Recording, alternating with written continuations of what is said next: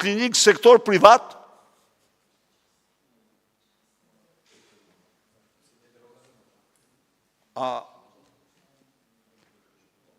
që ajo ka qenë një mediokritet profesional. Se t'ishte në një tritan. Qarë profesioni ka ajo? Urdo? Gastroenterolog. Ky shkon tani në klinikë private. Dhe po t'i thoni e bëj vullnetarisht, thot, absolutisht vetëm me lek. Po ky i ka deklaruar në deklaratën në vitin 2023-2024. Haxhi Badej. I ka deklaruar. Po. Urdhoni o miq. Urdhoni. Dhe ne i kërkojmë, dhe ne kërkojmë që ai Rusmajli ti nuk mund të jetë në kas, nuk mund të paguhet në kas, sepse nuk e lejon ligji. Po ky urdhoni. Urdhoni.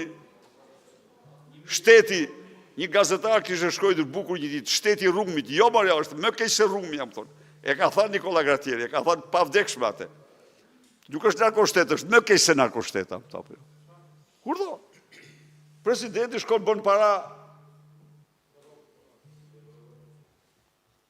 në botë kjo.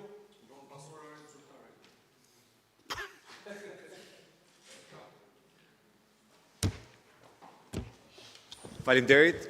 Përpara se të largohen mediat, me qenë se shumë nga gazetarët më kanë kërkuar një koment mbi një njoftim të rrem të lëshuar nga kryetari i Kuvendit lidhur me mbledhjen e sotme të konferencës kryetarëve.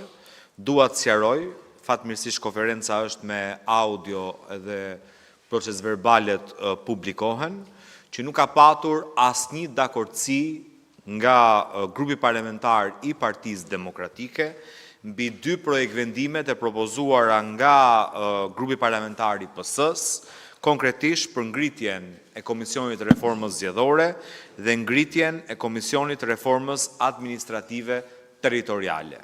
Në vijim qëndrimit që grupi parlamentar i PD-s ka miratuar në mbledhjen e datës 8 tetor, kemi paraqitur 3 shqetësime, kërkesa në raport me të dyja projekt vendimet.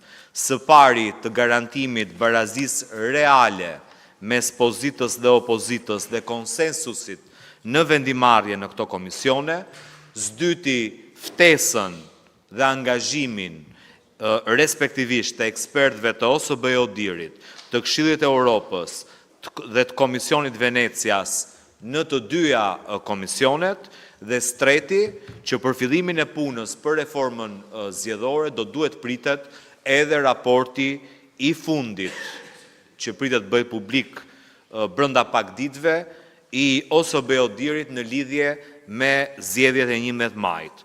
Konkretisht, kemi kërkuar ndryshimin e pikës 3 në projekt vendimin për reformën zgjedhore, që kërkon të imponoj opozitës partinë e Tom Ndoshit si parti e opozitës. Ndërsa grupi parlamentar i PS-s e ka të specifikuar që ka 8 antar në Komisionin e Reformës Zgjedhore, formulimi vijues është 8 përfaqësues, pra 8 përfaqësues të Partisë Socialiste dhe 8 përfaqësues nga partitë e tjera parlamentare. Dhe ndërsa nga njëra anë bëjnë se kur japin barazin në komision mes mazhorancës dhe opozitës, nga ana tjetër na diktojnë dhe se kush është opozita. Dhe kemi kërkuar, sipas standardeve të traditës parlamentare, të ruhet formati i formulimit që ka patur çdo komision i reformës zgjedhore, ku përcaktohen përfaqësues të grupeve parlamentare. Pra 8 përfaqësues të grupit parlamentar të Partisë Socialiste, 6 përfaqësues të grupit parlamentar të PD-s, 1 përfaqësues i grupit parlamentar Aleanca për Ndryshim dhe 1 përfaqësues i grupit parlamentar të Partisë së Lirisë. Sa i takon reformës territoriale, propozimi ka qenë që mazhoranca të ketë shumicën, pra komisionit përbëhet nga 17 antar i ndarë 9 me 8, kërkesa jonë ka qenë barazi, ruajtja e traditës parlamentare, që është konsoliduar me vendimin numër 1 të vitit 2014, kur është ngritur Komisioni i Reformës Territoriale në vitin 2014, dhe me vendimin numër 13 të vitit 2022, kur është ngritur përsëri Komision për Reformën Territoriale, që ka patur të garantuar barazin mes mazhorancës dhe opozitës, pra 8 antarë mazhoranca dhe 8 antarë opozita, dhe njëkohësisht ka patur 2 bashkëkryetarë me të drejtën e vetos, një nga Partia Demokratike dhe një nga Partia Socialiste. Për pasojë kemi kërkuar të ndryshohet pika 3, 10 dhe 11 e projekt vendimit. Dhe diskutimi është trajtuar në parim, nuk ka patur asnjë votim, sepse kryetari i grupit parlamentar të Partisë Socialiste kërkoi kohë deri nesër që të ketë mundësi të mbledh grupin e vet parlamentar mbi këto 3 kërkesa që paraqiti grupi jon në mbledhjet konferencës së kryetarëve.